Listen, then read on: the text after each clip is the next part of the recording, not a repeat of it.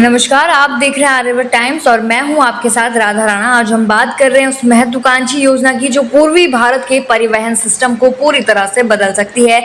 वाराणसी लेकर हावड़ा तक दौड़ने वाली इस बुलेट ट्रेन का नया रूट चार्ट सामने आ चुका है, जिसमें भोजपुर जिले के कई गांव शामिल है। जगदीशपुर प्रखंड के भटौली, बिमवा, चकवा, दावा, हरदिया, हरिगांव, हेतमपुर, हटाई बोझ, कोरा, तियर, उत्तरदाहा और तुलसी जैसे गांव अब इस हाई स्पीड सफर के रास्ते में आ रहे हैं। इसके इलाके की तस्वीर बदलने की उम्मीद की जा रही है, लेकिन हर विकास परियोजना के साथ एक बड़ा सवाल हमेशा जुड़ा होता है, भूमि अधिग्रहण। जी हाँ, इस परियोजना के लिए भी रेतों की निजी जमीन और सरकारी जमीन दोनों का अधिग्रहण किया जाएगा। भोजपुर जिलाधिकारी ने पब्लिक नोटिस जारी कर दिया है और जगदीशपुर अंचलाधिकारी को स्पष्ट निर्देश दिए गए हैं कि किस किस खेसरा की जमीन अधिग्रहित होनी है, उसकी पहचान कर रिपोर्ट तैयार की जाए। अब सवाल उठता है कि इस अधिग्रहण में पारदर्शिता कितनी होगी और किसानों के हितों का कितना ध्यान रखा जाएगा। प्रशासनिक स्तर पर काम तेजी से हो रहा है। राजस्व विभाग के कर्मियों को निर्देश दिया गया है कि वे जमीनी स्तर पर जाकर प्रत्येक खेसरा की स्थिति का आकलन करें,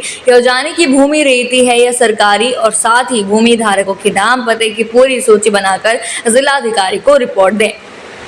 इस सर्वेक्षण के बाद अगला कदम होगा अधिग्रहण की प्रक्रिया और मुआवजे की घोषणा।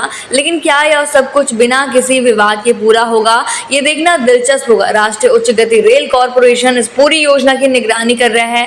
बताया जा रहा है कि जैसे ही भूमि की वस्तुस्थिति पूरी तरह स्पष्ट हो जाएगी, रेलवे कॉरिडोर के लिए अधिग्रहण शुरू कर दिया जाएगा। इस प्रक्रिया में यह तय होगा कि किसे कितना मुआवजा मिलेगा और मुआवजा बाजार दर के अनुसार पारदर्शी ढंग से दिया जाएगा या नहीं। यह भी एक बड़ा मुद्दा है कि कई बार ग्रामीण इलाकों में अधिग्रहण के समय जानकारी की कमी, भाषा की अड़चन और तकनीकी प्रक्रियाएं आम लोगों के लिए बड़ी चुनौती बन जाती है। अगर बात करें संभावनाओं की, तो यह बुलेट ट्रेन केवल एक ट्रैक नहीं है, बल्कि रोजगार, व्यापार और विकास की नई संभावनाएं लेकर आएगी। छोटे गाँव को बड़े शहरों से जोड़ना, कृषि उत्पादों की तेज आवाजाही और स्थानीय पर्यटन को बढ़ावा देना, ये सब बातें इस प्रोजेक्ट के पक्ष में जाती हैं। लेकिन दूसरी ओर जिनकी जमीन जारी है, उनके लिए यह एक भावनात्मक और आर्थिक संघर्ष भी है। कई लोगों के लिए यह जमीन केवल संपत्ति नहीं है, बल्कि उनकी आजीविका और पहचान होती है। जगदीशपुर अंचलाधिकारी विश्वजीत नीलांकर के मुताबिक प्रथम फेज में सर्वेक्षण का कार्य जारी है और जैसे ही कोई निर्देश मिलेगा, जमीन मापी और अधिग्रहण की प्रक्रिया शुरू कर दी जाएगी।